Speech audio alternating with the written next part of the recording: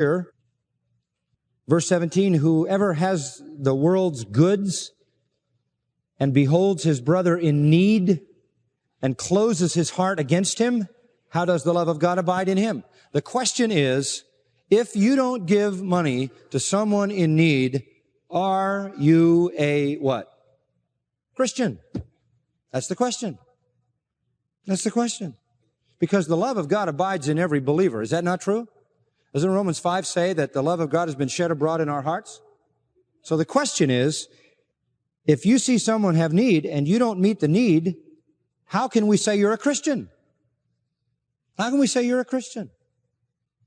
You're robbing your brother. And how can Christians be recognized? Verse 14, we know that we have passed out of death into life because we love the brethren. He who does not love abides in death. I mean, if you can see a brother in need and not meet the need, the question is, are you a Christian? Loving money will make you behave like a non-Christian. That's the bottom line. Well, loving money leads to all kinds of negative results, and we've just gone through a number of them. Now, to close, there's a third point. I talked about the morality of money. I talked about the love of money. Now let me talk about acquiring money. I'm going to tell you how to acquire money. I'm going to tell you how to earn money God's way, how to get money God's way. But first, I want to tell you how not to get it. Okay? Let me give you some ways not to get money. One, you're not to steal it. You say, well, I know that. Well, just to reiterate that, let him that stole steal no more, Paul said. Robbery is a violation of the Ten Commandments. Don't steal money. You say, I would never steal money. Oh, how about Psalm 37:21? The wicked borrows and never pays back. What's that?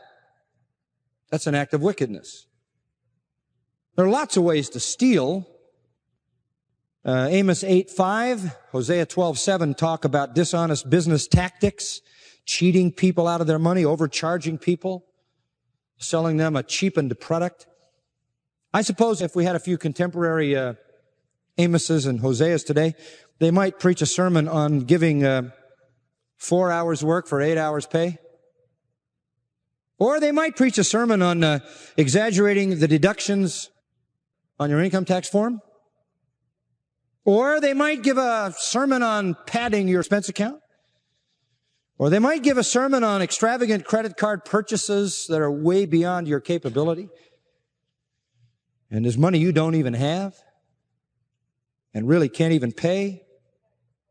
Stealing money is incompatible with the Christian life, and there are lots of ways to do it.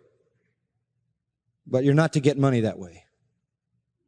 And you're not to take it from people by cheating them in any sense. A second way not to get money is by charging people exorbitant interest. The Bible is very clear about this. You can read about it all throughout the Old Testament. I'm not going to take you through all the passages. It's called usury, U-S-U-R-Y. It means exorbitantly high interest. You say, well, look, if the guy doesn't want to borrow the money, then he can go borrow it somewhere where it's cheaper. That isn't the point. The point is usury is a form of extortion that preys on people who have no choice. If you want to borrow money for something, your house, your car, or whatever purpose you want to borrow money, you go to a place, you demonstrate your financial capability by filling out a form, you show them that you have the resources and the income and the financial capability to pay that debt off. You're simply buying money because you need it now and you're willing to pay for it in the future. That's fine. But that's not where usury comes into play. You're going to go out and you've got a good credit record, so you're going to get the best interest you can get and you're going to prove to people you can pay it. Usury is what is charged people who are without the ability to pay back. In other words, they are desperate. They're those kinds of people who have nowhere to turn And so they're taken advantage of by people because they can't qualify anywhere. Certain places will loan them money. Certain people will loan them money and charge them an exorbitant rate of interest. They have really no choice because they're in a desperate situation. And in the midst of their need, there is a taking advantage. That's what the Bible forbids. That's usury. Exorbitant interest charged to someone who is in real need. Don't ever loan money to someone in need. Give it to him. Just give it to him. Give him what he needs, if you can. Don't make money off his trials. And then another way not to earn money is by defrauding people.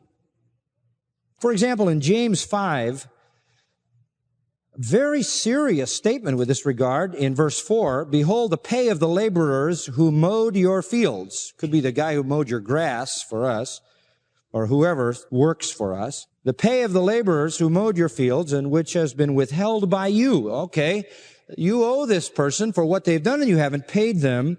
It cries out against you, and the outcry of those who did the harvesting has reached the ears of the Lord of Sabaoth. Here you've got these people. They came and they plowed, they harvested your field. They worked for you, and you're not paying them. You're not paying them. And the cry against you is coming to the Lord's ears. This is serious. If somebody has rendered service to you, worked for you, been employed by you, you pay them what is owed them and what is promised them. To hold that back is to send a cry of defrauding up to the very ears of God Himself. Well, we could say more about that, but let me give you a last one.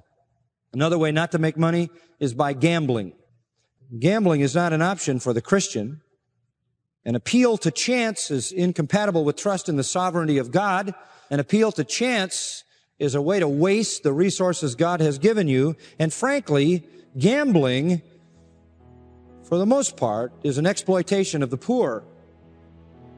And all it does is draw the money out of the people who have little to start with, funnel it through a bureaucracy like the state lottery, and with the ostensible purpose of the state using it to assist those poor people, but by the time it gets back to them, it's 1/10 of what it was when they gave it, or when they bought the ticket. It is exploitation. It risks God's provision. It is incompatible with the sovereignty of God. So we don't get money these false ways by illicit means, stealing it, by taking it from people in need, by defrauding those we owe it to, or by gambling.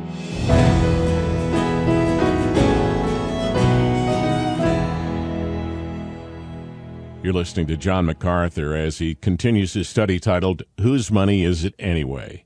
Along with teaching each day,